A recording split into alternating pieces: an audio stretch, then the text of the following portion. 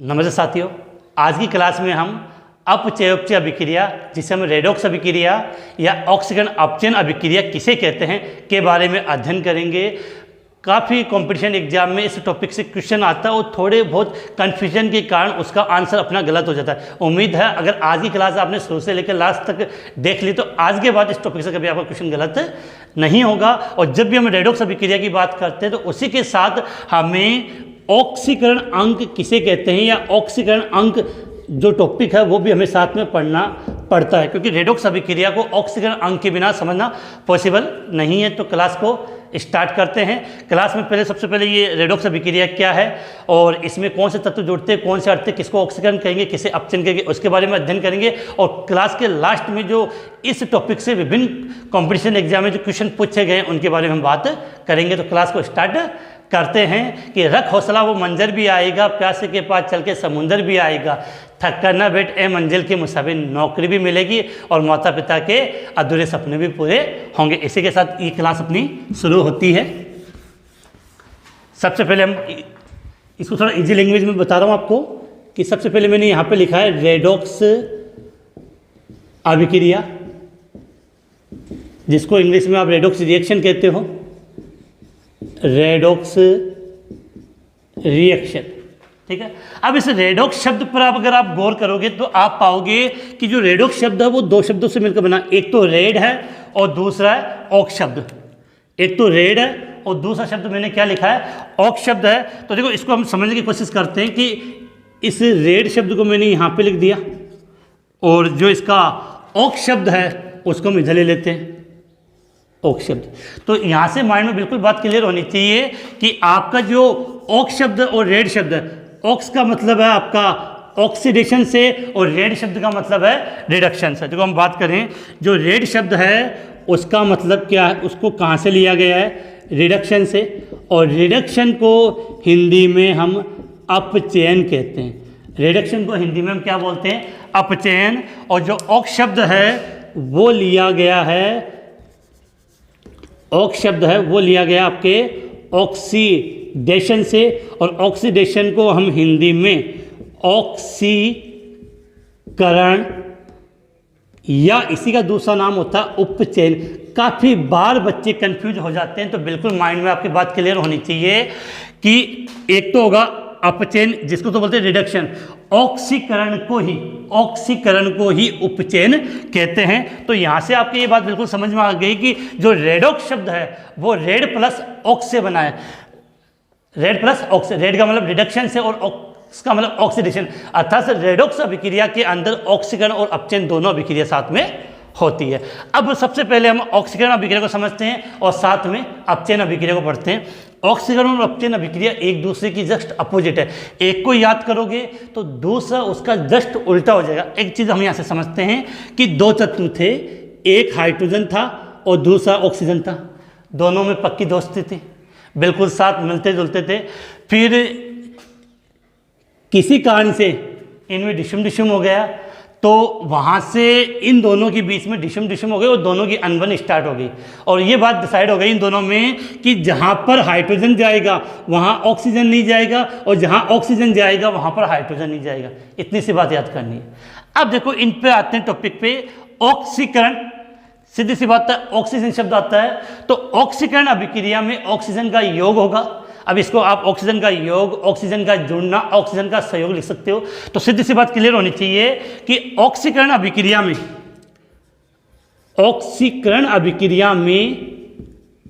Oxygen तत्व का क्या होता है, योग होता है। ऑक्सीकरण अभिक्रिया में ऑक्सीजन का योग होगा। अब हमने क्या सीखा कि इन दोनों में अनबन है, तो जहां ऑक्सीजन जाएगा वहां कौन नहीं जाता, हाइड्रोजन नहीं जाता। इसका मतलब हाइड्रोजन वहां होगा तो वो बाहर निकल जाता है। तो अर्थात ऑक्सीकरण अभिक्रिया में जहां ऑक्सीजन का योग होता है वहां हाइड्रोजन का निष्कासन या हाइड्रोजन का त्याग जो लिखना चाहो तो यहां पर हम लिख देते हैं हाइड्रोजन का निष्कासन। बिल्कुल माइंड में बात क्लियर होनी चाहिए कि अब डेफिनेशन क्या बोलेंगे ऑक्सीकरण अभिक्रिया की, वह अभिक्रिया जिसमें ऑक्सीजन का योग या हाइड्रोजन का निष्कासन हो उसे ऑक्सीडेशन अभिक्रिया या ऑक्सीकरण अभिक्रिया या उपचयन अभिक्रिया कहते हैं। अभी टॉपिक को हम बिल्कुल जीरो लेवल से स्टार्ट करें, जैसे जैसे टॉपिक आगे बढ़ेगा इसका लेवल भी काफ़ी अच्छा, और जो कॉम्पिटिशन एग्जाम के लेवल के जो क्वेश्चन है वो सब इससे आपके कंप्लीट हो जाएंगे। अब देखो जो ऑक्सीकरण में होता है उसका जस्ट अपोजिट अपने को किस में करना है, अपचयन में।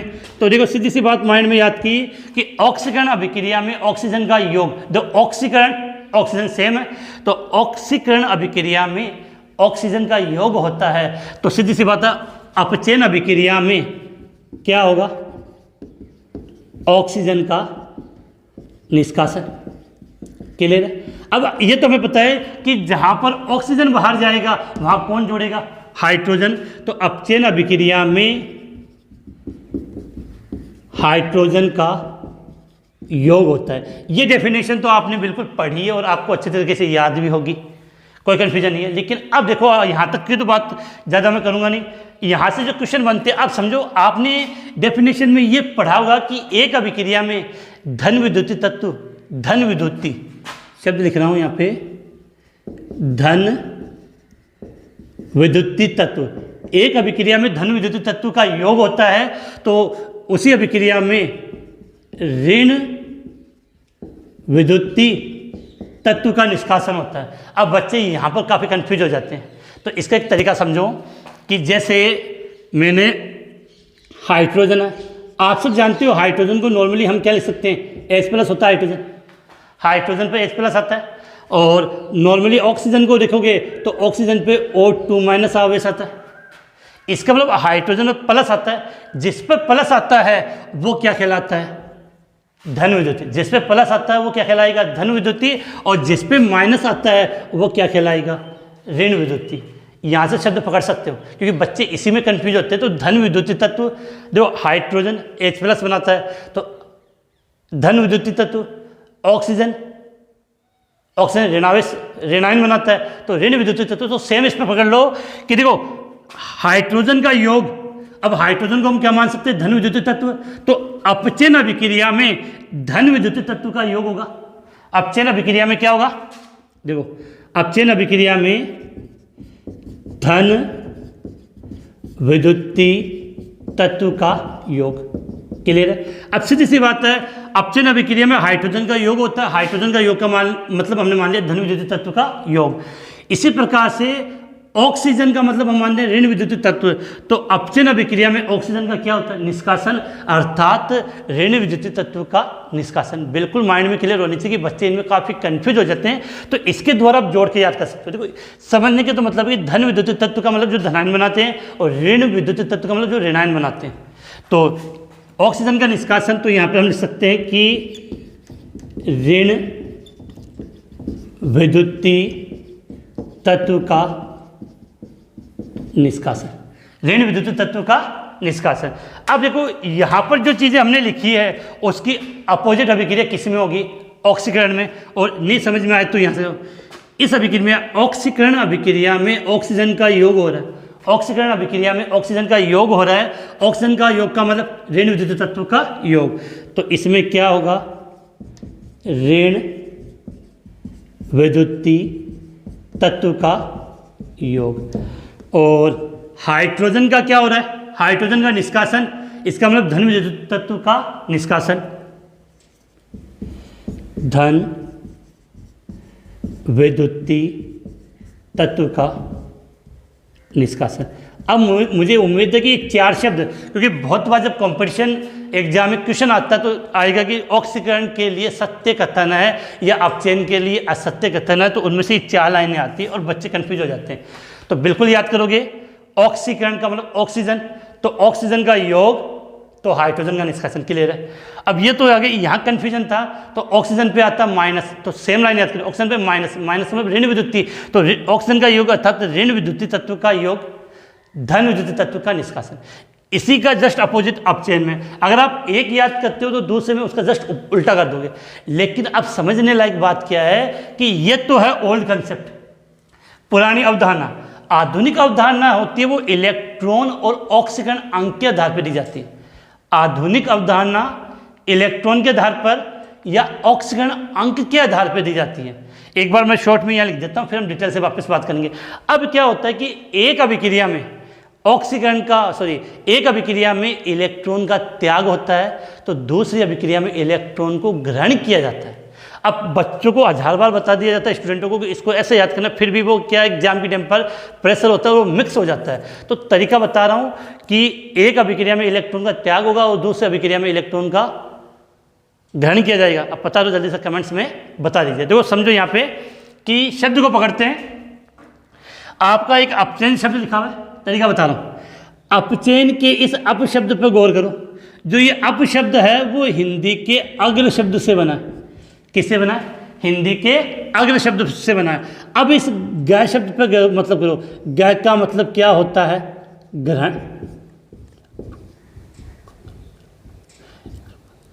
इलेक्ट्रॉन को ग्रहण। तो देखो याद क्या किया?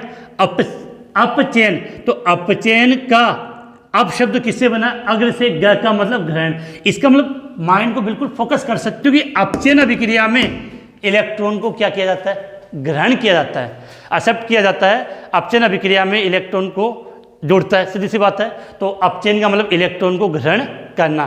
तो अब इतना तो आप समझदार हो कि ऑक्सीकरण में क्या होगा? इलेक्ट्रॉन का त्याग। ऑक्सीकरण अभिक्रिया में क्या होगा? इलेक्ट्रॉन का त्याग। तो चाहे तो एक लाइन हम यहाँ पे ऐड कर सकते हैं कि अपचयन अभिक्रिया इलेक्ट्रॉन को ग्रहण करना। अपचयन अभिक्रिया का मतलब इलेक्ट्रॉन को ग्रहण करना, और ऑक्सीकरण अभिक्रिया का मतलब इलेक्ट्रॉन का त्याग। ये इलेक्ट्रॉनिक अवधारणा और ऑक्सीकरण अवधारणा ये अलग से मैं यहाँ बताऊंगा डिटेल से। तो इलेक्ट्रॉन वाली बात याद रखिए। अब बात करते हैं, एक तो इलेक्ट्रॉन के आधार पर चीज़ समझनी थी, और दूसरा शब्द अपना आता है, यहाँ पे लिख दो, ऑक्सीकरण अंक के आधार पे। ऑक्सीकरण अंक, या जिसको आप ऑक्सीकरण संख्या भी कहते हो, दोनों का मतलब एक ही है। इंग्लिश में बोले तो ऑक्सीडेशन नंबर। क्लियर है? तो ऑक्सीकरण अंक या ऑक्सीकरण संख्या, दो शब्द किसमें काम में आ रहा है? ऑक्सीकरण शब्द आ रहा है। तो ऑक्सीकरण अभिक्रिया में ऑक्सीकरण अंक के मान में वृद्धि होती है। शब्द सेम है तो यहीं से पकड़ोगे। ऑक्सीकरण अभिक्रिया में ऑक्सीकरण अंक में क्या होती है? वृद्धि होती है। तो सीधी सी बात क्लियर होनी चाहिए कि ऑक्सीकरण अभिक्रिया में क्या होगा? ऑक्सीकरण अंक में वृद्धि। तो जिस अभिक्रिया में ऑक्सीकरण अंक में वृद्धि होती है वह अभिक्रिया क्या कहलाएगी? ऑक्सीकरण। इसका दूसरा नाम है रखना उपचयन। बच्चे कंफ्यूज हो जाते हैं अपचयन और उपचयन में। इसके बाद है, इसकी बात कर ले हम कि अपचयन। तो इसमें ऑक्सीकरण अंक में वृद्धि हो गई, तो यहां पर सीधी सी बात है ऑक्सीकरण अंक में क्या होगी? ऑक्सीकरण अंक में कमी होगी। ऑक्सीकरण अंक में क्या होगी? कमी होगी। तो उम्मीद है कि इसके आधार पर आपकी ऑक्सीकरण और अपचयन की डेफिनेशन दी जाती है। तो मुझे उम्मीद है कि इतना आपको लिखने के बाद बिल्कुल एक पॉइंट क्लियर हो गया। अब हम इलेक्ट्रॉन की अवधारणा जहाँ से क्वेश्चन बनते हैं और ऑक्सीकरण अंक, इनके आधार पर हम बात करेंगे। फिर से रिपीट कर दूँ, सबसे ज़्यादा इंपॉर्टेंट क्वेश्चन आजकल यहाँ से बनते हैं कि अपचयन का मतलब इलेक्ट्रॉन को ग्रहण करना। तरीका क्या था कि अपचयन का अपशब्द किससे बना? अग्र से। ग का मतलब ग्रहण करना। तो अपचयन अभिक्रिया में इलेक्ट्रॉन को ग्रहण किया जाता है, तो ऑक्सीकरण अभिक्रिया में इलेक्ट्रॉन का त्याग होता है। दूसरी बात याद करनी थी, ऑक्सीकरण अंक या ऑक्सीकरण संख्या किसे कहते हैं?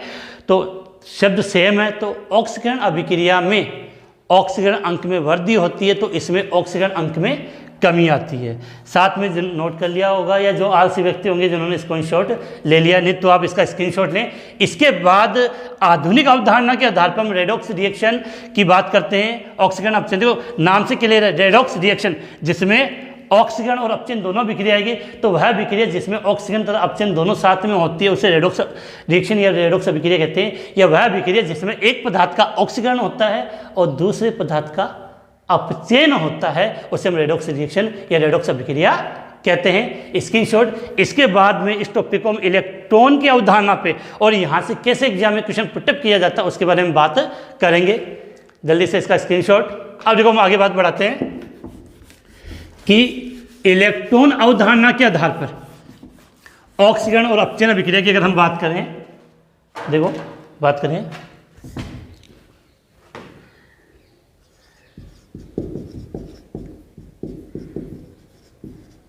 इलेक्ट्रॉनीय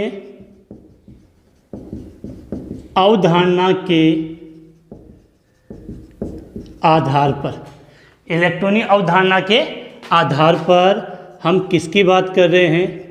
रेडॉक्स रिएक्शन की बात कर रहे हैं। इतना तो आपको समझ में आ गया कि अगर हम समझना चाहें कि ये रेड और ये ऑक्स शब्द है, ये रेड और ये ऑक्स, रेड का मतलब था रिडक्शन, और रिडक्शन को आप क्या कहते हो?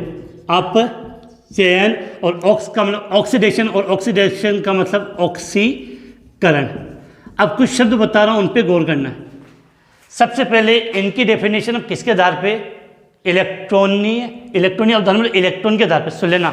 हाइड्रोजन ऑक्सीजन, धन विद्युतीय और ऋण विद्युतीय, वो रेडॉक्स रिएक्शन का ओल्ड कंसेप्ट है। आधुनिक या मॉडर्न कंसेप्ट की जब हम बात करते हैं तो एक तो इलेक्ट्रॉन के आधार पे और दूसरा ऑक्सीकरण अंक के आधार पे। अब तरीका हमने सीख लिया था कि याद कैसे करना था कि अपचयन का अप शब्द किससे बना है? अग्र से, और ग का मतलब ग्रहण करना, ग का मतलब ग्रहण करना। इसका मतलब क्या याद हुआ कि अपचयन अभिक्रिया में इलेक्ट्रॉन को ग्रहण किया जाएगा, अपचयन अभिक्रिया में इलेक्ट्रॉन को ग्रहण किया जाएगा, तो ऑक्सीकरण अभिक्रिया में इलेक्ट्रॉन का क्या होगा? त्याग होगा। ऑक्सीकरण अभिक्रिया में इलेक्ट्रॉन का त्याग होगा। अब जो यहाँ से क्वेश्चन क्या बनता है, प्रश्न आएगा आपके पास कि इलेक्ट्रॉनिकरण अभिक्रिया है, यहीं से मैं क्वेश्चन पुटअप कर लिया कि निम्न में से इलेक्ट्रॉनिकरण अभिक्रिया है अपचयन अभिक्रिया या ऑक्सीकरण अभिक्रिया। या एक और क्वेश्चन आ गया, वी इलेक्ट्रॉनिकरण अभिक्रिया। वी इलेक्ट्रॉनिकरण अभिक्रिया कौन सी होती है? देखो, इस शब्द में अगर आपके कन्फ्यूजन हो तो आपने ये शब्द जरूर पढ़ा होगा साइंस में। एक शब्द तो होता है हाइड्रोजनीकरण, वह अभिक्रिया जिसमें हाइड्रोजन जुड़ती है उसको क्या बोलते हैं? हाइड्रोजनीकरण। और वह अभिक्रिया जिसमें हाइड्रोजन का निष्कासन हो, हाइड्रोजन का निष्कासन हो, उसको क्या बोलते हैं? विहाइड्रोजनीकरण। नाम से क्लियर है कि इलेक्ट्रॉनिकरण अभिक्रिया में इलेक्ट्रॉन जुड़ेगा, तो वह अभिक्रिया जिसमें इलेक्ट्रॉन जुड़ता है उसको बोलते हैं इलेक्ट्रॉनिकरण अभिक्रिया। इसका मतलब कौन सी अभिक्रिया हुई? इलेक्ट्रॉन को ग्रहण करने का मतलब इलेक्ट्रॉन का जुड़ना हो गया, अर्थात आप अपचयन अभिक्रिया को हम क्या बोल सकते हैं? इलेक्ट्रॉनिकरण। क्लियर बात। दूसरा, भी इलेक्ट्रॉनिकरण का मतलब इलेक्ट्रॉन का बाहर निकलना, इलेक्ट्रॉन कम होना, तो इलेक्ट्रॉन का त्याग होगा तभी तो इलेक्ट्रॉन बाहर निकलेगा। तो ये बात आपके बिल्कुल माइंड में क्लियर होनी चाहिए कि ये जो अभिक्रिया अपचयन अभिक्रिया है, इस अभिक्रिया को हम क्या कहते हैं? इलेक्ट्रॉनिकरण अभिक्रिया।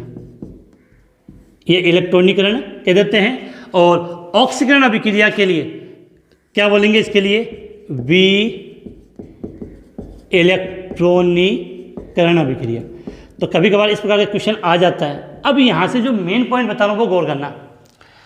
जब कोई परमाणु इलेक्ट्रॉन का त्याग करेगा, जब कोई परमाणु इलेक्ट्रॉन का, जैसे बात करते हैं सोडियम ने इलेक्ट्रॉन का त्याग किया तो क्या बनाया? Na+ और एक इलेक्ट्रॉन का त्याग करेगा।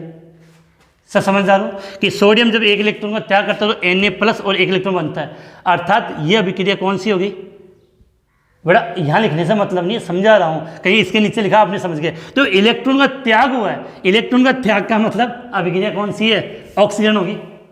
इलेक्ट्रॉन का त्याग हो रहा है, तो यहाँ पर हमने देखा कि Na से Na+ और एक इलेक्ट्रॉन का त्याग, तो ये कौन सी अभिक्रिया हो गई?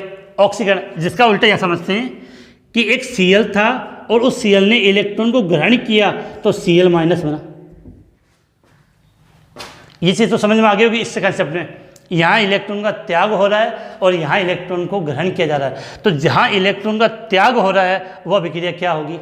ऑक्सीकरण। और जहाँ पर इलेक्ट्रॉन को ग्रहण किया गया है वह अभिक्रिया अपचयन होगी। एग्जाम्पल, अब देखो गौर से, यहाँ पर ये परमाणु था, Cl परमाणु है, परमाणु से आपका क्या बन गया? ऋणावेश। परमाणु से क्या बना? ऋणावेश। यहाँ पर बात करते हैं, ये एक परमाणु है और इसने Na+ बनाया, इसका मतलब यहाँ पर धनावेश बन गया, धनायन बन गया। ऋणावेश, इसको ऐसे ऋणायन लिख लो, ज़रा कंप्यूटर में लेगा। ये ऋणायन बन गया और ये धनायन बन गया। अब समझो, इस पे आवेश 0 था, इस पे आवेश -1, तो यहाँ प्लस के मान में वृद्धि हुई है, माइनस के मान में वृद्धि हुई, माइनस में। यहाँ पर आवेश 0 था, प्लस आया तो धनावेश में वृद्धि हुई, धनावेश में वृद्धि, धनायन बना तो धनावेश में वृद्धि। तो शब्द पकड़ना कि ऑक्सीकरण अभिक्रिया में धनावेश में वृद्धि होगी। अब जहाँ मैंने कहा कि ये सब एक दूसरे के अपोजिट डलते हैं, तो जहाँ धनावेश में वृद्धि होगी वहाँ ऋणावेश में कमी होगी। तो ये बात बिल्कुल माइंड में क्लियर करना। इलेक्ट्रॉन अवधारणा के आधार पर यदि धनावेश में वृद्धि होगी, धनावेश में वृद्धि होती है तो कौन सी अभिक्रिया होगी? ऑक्सीकरण। और इसका जस्ट उल्टा यहाँ पर हो जाएगा, ऋणावेश में कमी। अगर ऋणावेश में कमी हो तो कौन सी अभिक्रिया होगी? ऑक्सीकरण। अब यहाँ पर आ जाओ, इसमें क्या हो रहा है? ऋणावेश में वृद्धि, तो यहाँ पे लिखेंगे कि अपचयन अभिक्रिया में ऋणावेश में वृद्धि होती है। अब ऋणावेश में वृद्धि होगी तो धनायन में, धनावेश में, तो धनावेश में क्या होती है? कमी होती है। ऋणावेश में वृद्धि, धनावेश में कमी। बात समझ में आ चुकी होगी, क्योंकि क्वेश्चन आता है कि धनावेश में वृद्धि कौन सी अभिक्रिया। जैसे क्वेश्चन समझाता हूं, प्रश्न आ गया Fe2+ से Fe3+ का बनना कौन सी अभिक्रिया है? Fe2+ से Fe3+ का बनना कौन सी अभिक्रिया है? तो देखो सीधी बात है, +2 से +3 बना है तो किसमें? धनावेश में वृद्धि। और धनावेश में वृद्धि का मतलब ऑक्सीकरण। और अगर ऋणावेश में कमी हो तो ऑक्सीकरण। हाँ, ऋणावेश में वृद्धि होगी तो अपचयन, और धनावेश में कमी होगी तो अपचयन होगा। ये चीज़ें यहाँ से आप पकड़ सकते हो। अब देखो, एक क्वेश्चन एग्जाम में पूछा गया था कि क्यूप्रिक आयन से क्यूप्रस आयन बनता है तो कौन सी अभिक्रिया होती है? क्यूप्रिक आयन से क्यूप्रस आयन बनता है तो कौन सी अभिक्रिया होती है? देखो, इस शब्द को मैं थोड़ा सा यहाँ समझा रहा हूँ, समझने की कोशिश करना कि मैं कुछ फॉर्मूले लिख रहा हूँ जहाँ पर बच्चे बहुत ज़्यादा गलती करते हैं। एक फॉर्मूला होता है FeCl2, क्या लिखा? FeCl2। एक फॉर्मूला हम लिखते हैं FeCl3, एक होता है Cu2O और एक होता है CuO। सबसे पहले बात तो इनका एग्जाम में नाम पूछा जा सकता है, रिलेशन की हम बात करेंगे। देखो, गौर करोगे तो इसमें Fe+2 और इसमें Fe+3 है, यहाँ Fe+2 और यहाँ Fe+3 है। इसमें कॉपर +1 है और यहाँ कॉपर +2 है। अब इनके नाम में बच्चे काफ़ी बार कंफ्यूज होते हैं। जल्दी से FeCl2 का नाम क्या होता है और FeCl3 का नाम क्या होता है, कमेंट से बता दीजिए। देखो, समझते हैं यहाँ पे कि एक आपको लाइन याद करनी है कि बूस्टर सर ने बताया थी, बिल्कुल माइंड में होनी चाहिए। रस कम रिक ज्यादा, रस कम रिक ज्यादा। अगर एक तत्व की दो अलग अलग संयोजकता है, एक ज्यादा वाली और एक कम वाली, तो जो संयोजकता कम होगी, जो संयोजकता कम होगी उसके नाम के अंत में क्या आएगा? रस आएगा। और जो संयोजकता ज्यादा होगी उसके नाम के अंत में क्या आएगा? रिक आएगा। रस कम रिक ज्यादा। अब देखो, FeCl2 यहाँ +2 है तो इसका नाम होता है फेरस क्लोराइड। क्या लिखा है? Ferrous chloride. यहाँ Fe किसमें? +3 में है तो इसका नाम हो गया फेरिक क्लोराइड। फेरस क्लोराइड और फेरिक क्लोराइड, रस कम रिक ज्यादा। अब देखो, कॉपर में बनता है क्यूप्रस, तो इसमें कॉपर +1 है तो ये हो जाएगा आपका क्यूप्रस ऑक्साइड, और इसमें कॉपर +2 है तो यहाँ पर इसका नाम हो गया क्यूप्रिक ऑक्साइड। Cupric oxide. अब ये बात मैंने क्यों बताई वो समझना, क्योंकि कंपटीशन एग्जाम में क्वेश्चन पूछा गया था कि क्यूप्रिक से क्यूप्रस बनना, क्यूप्रिक से क्यूप्रस बनना कौन सी अभिक्रिया है? अब देखो क्यूप्रिक है, उसका मतलब उसमें कॉपर क्या है, +2 में होगा। क्यूप्रस, इसमें कॉपर क्या होगा, +1। तो +2 से +1 बनना, इसका मतलब कौन सी अभिक्रिया हुई? देखो धनावेश में कमी, और धनावेश में कमी का मतलब, धनावेश में कमी का मतलब अपचयन अभिक्रिया। तो इसको आप इस प्रकार से याद कर लो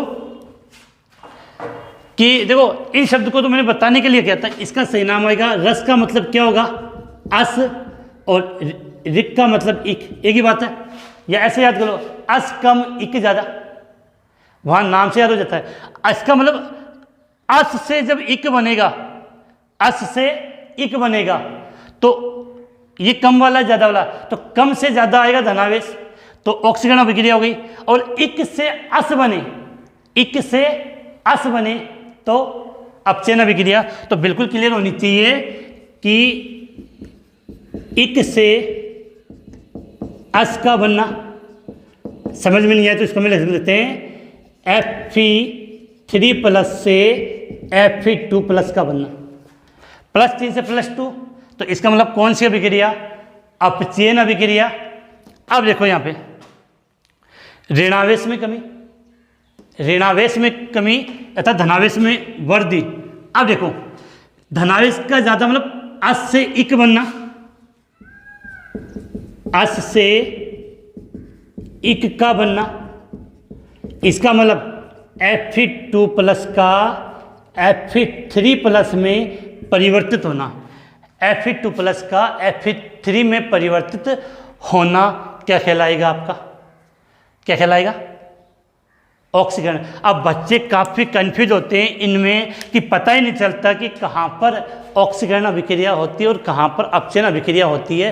तो एक सिंपल सा तरीका कि थोड़ा सा अगर आप जिस प्रकार से मैंने बताया उस प्रकार से अगर आप इनको लिखकर प्रैक्टिस करोगे तो बिल्कुल आपके माइंड में ये बात हो जाएगी। क्योंकि अभी तो केवल इलेक्ट्रॉन अवधारणा आई है, इसके बाद आएगी ऑक्सीकरण अंक, और ऑक्सीकरण अंक के आधार पर फिर हमें रेडॉक्स अभिक्रिया पढ़नी होती है। क्योंकि ये जितने भी तरीके हमने सीखे हैं, जब हम किसी एग्जाम अभिक्रिया के दौरान उसमें ऑक्सीकरण और अपचयन के पता लगाने की कोशिश करते हैं, तो अगर अभिक्रिया सिंपल है तो हम बता सकते हैं बाकी सबके आधार पे, लेकिन अभिक्रिया थोड़ी सी टफ है तो वहाँ पर रेडॉक्स अभिक्रिया का पता हमें केवल ऑक्सीकरण अंक के आधार पर पता चलता है। किसके आधार पे? केवल ऑक्सीकरण अंक के आधार पर पता चलेगा कि वो अभिक्रिया ऑक्सीकरण है या अपचयन है। तो इसका एक बार स्क्रीनशॉट ले लें, और उम्मीद है ये चीज़ें आपको समझ में आ गई होगी। और काफ़ी बच्चों के मन में ये बात आ रही होगी कि सर क्वेश्चन, तो जब अपना ये टॉपिक कंप्लीट हो जाएगा रेडॉक्स रिएक्शन वाला पूरा, उसके बाद लास्ट में अलग से आपको मैं क्वेश्चन करवा दूंगा। तो जल्दी से इसका स्क्रीनशॉट। और अब नेक्स्ट हम पढ़ेंगे क्या, रेडॉक्स अभिक्रिया। ये किसके आधार पर थी? इलेक्ट्रॉनी अवधारणा, मतलब इलेक्ट्रॉन के आधार पर। अब हम पढ़ेंगे ऑक्सीकरण अंक के आधार पर रेडॉक्स अभिक्रिया। तो ऑक्सीकरण अंक के आधार पर जब रेडॉक्स अभिक्रिया पढ़ेंगे तो पहले हमें सीखना पड़ेगा ऑक्सीकरण अंक किसे कहते हैं। और बहुत बार क्वेश्चन एग्जाम में सीधा पूछ भी लिया जाता है कि कुछ कंपाउंड देकर इस तत्व या इस परमाणु का ऑक्सीकरण अंक कितना है। तो पहले वो टॉपिक पढ़ेंगे, फिर रेडॉक्स अभिक्रिया, जिसकी बात हम नेक्स्ट वीडियो में करेंगे।